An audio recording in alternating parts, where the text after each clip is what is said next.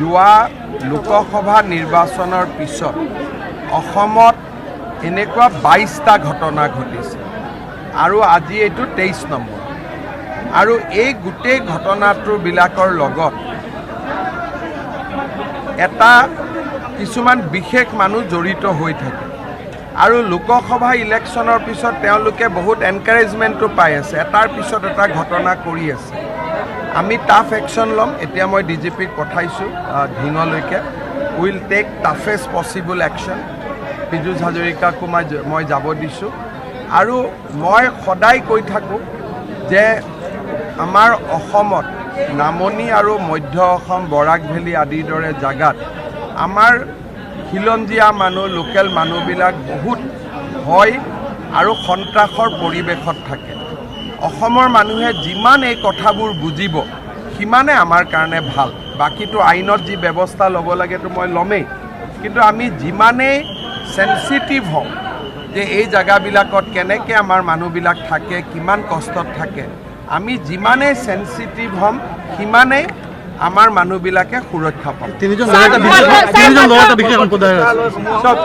তিনিজন ল'ৰা কোন নাম, এজনকতো এৰেষ্ট কৰা হৈছে, বাকী দুজনৰ নামো আপোনালোকে পাই যাব। মটৰচাইকেল এখনত উঠি আহি আছিলে। কিন্তু ধিঙত এইটো ঘটনা এইটো ফাৰ্ষ্ট নহয়, স্প্ৰে গেং হৈছে আৰু হৈয়ে থাকে। যি জাগাত আমাৰ খিলঞ্জীয়া মানুহ মাইনৰিটি হৈছে সেই জাগাত আমাৰ মানুহবিলাক সদায় সমস্যাত থাকে। কিন্তু আনফৰ্চুনেটলি যিবিলাক জাগাত আমি মেজৰিটি তাৰ মানুহে এই মানুহখিনিৰ কথাটো অনুভৱ নকৰে।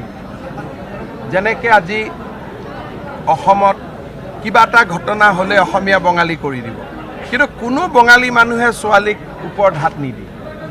কিন্তু আমাৰ মানুহখিনিয়ে চিন্তা কৰি থাকিব বঙালী, বঙালীয়ে চিন্তা কৰি থাকিব অসমীয়া, অসমীয়াই চিন্তা কৰি থাকিব মাৰোৱাৰী, মাৰোৱাৰীয়ে চিন্তা কৰি থাকিব হিন্দীভাষী।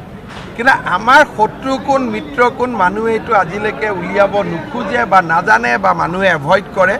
Date is the biggest irony. সেইটোৱে আজি আমাৰ আটাইতকৈ ডাঙৰ সমস্যা।